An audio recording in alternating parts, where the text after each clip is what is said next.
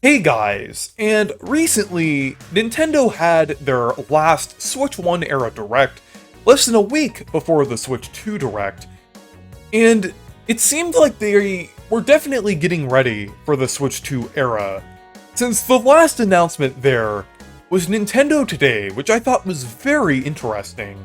But before we get started, I wanted to mention that I have a goal to hit 30,000 subscribers before the Switch 2 launches, so if you enjoy my content, consider subscribing. If I hit that goal, I will give away a copy of the new Mario Kart game. But Nintendo Today is really interesting. At first, it kind of seems a bit confusing for what it actually is. I guess, like, during the Direct, they didn't make it clear enough.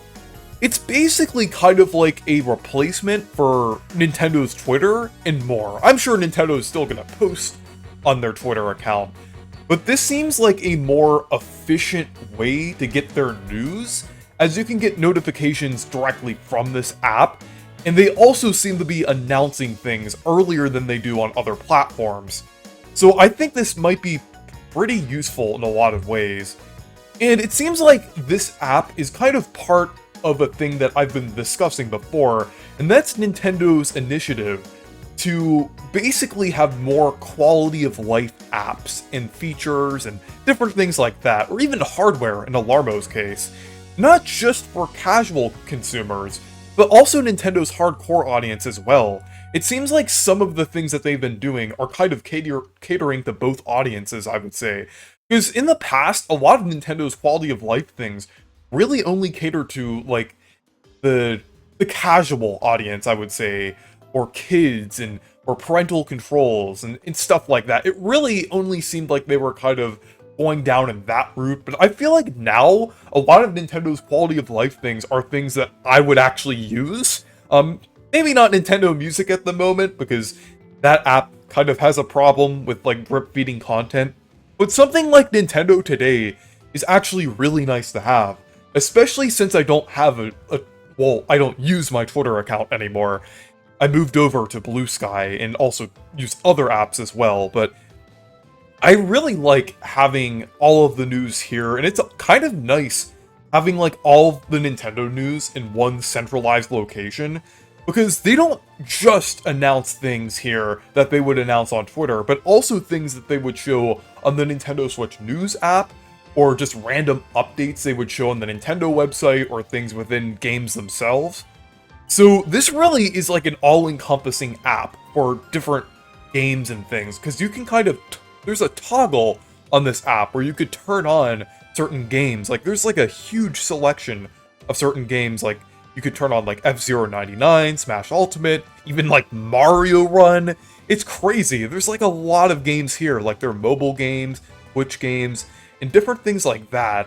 It even shows like the games that you've played on here. It's interesting. There's like a little thing that I looked at and it said games played in the last 3 months. And it noticed that I played Mario Kart Tour in, like, on mobile, and then F-Zero 99 on the Switch. I just think that's really interesting. It also kind of, like, on top of being like a quality of life thing, it's also a part of Nintendo's initiative to expand the Nintendo account. I know I was saying it was, like, before, Nintendo was kind of hypocritical of that sentiment that they had before by removing games from Nintendo Switch Online, but it's kind of obvious that they still are sticking to that, like, full idea of expanding the Nintendo account, because this app is just like this app is a clear indication that they're kind of continuing that. Since this is basically, like, you can access this app as long as you have a Nintendo account. You don't even need Nintendo Switch Online for this one, which is nice.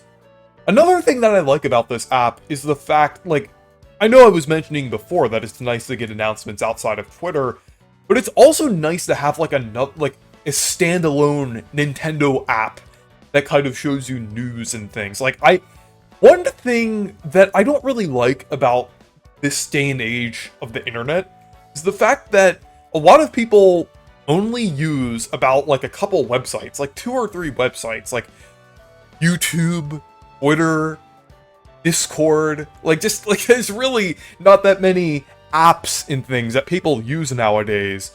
So having like even though this isn't like a communication app, this is really only Nintendo kind of sharing information with you, it's still nice having like an app to use that you could at least like read things on and kind of look at. I appreciate that, like in 2025, having something like that, honestly. But yeah, this might also be something that they could implement into the Switch 2, like basically an expanded version of the news app on the Switch 1, with like a better interface and things like that. Because this isn't just a news app. That's kind of one thing that I wanted to get into next. There's also like fun little things they post on here every day. Like they have like a Pikmin thing on here, like Pikmin, what's this? Where it has like the Pikmin, kind of show you an object and you have to guess what it is. It's cute. They're even posting like the Pikmin short movies on here too. So they'll be like reposting like some things on this app as well. And even like little quizzes as well that you can do, and like little information about certain things, about certain games and things from games. Like they're even like, they're not just games developed by EPD either. They're even showing stuff from like Pokemon, Kirby, Xenoblade, and stuff like that. So this really is like an all-encompassing app. They're not really just doing that like kind of strict, like limited thing that Nintendo does sometimes. And one concern that I've heard a couple people say is about like drip feed with like content on this app. But I don't really think this is an app where things are being drip fed on. This is really just an app where they'll just add random things every day. Like, this isn't really an app where you'd have any expectations for. It's really just the messenger of information, I would say. It's not really something that you would expect to have like a full like library of information here. It's really kind of like Nintendo Channel, or just something that you would just get daily updates about little things. It's not really something like, oh, I really want my big fix for like a certain game or something like that. That's not really what this app is. It's not really like Nintendo Music where you'd really expect to have a lot of stuff on there.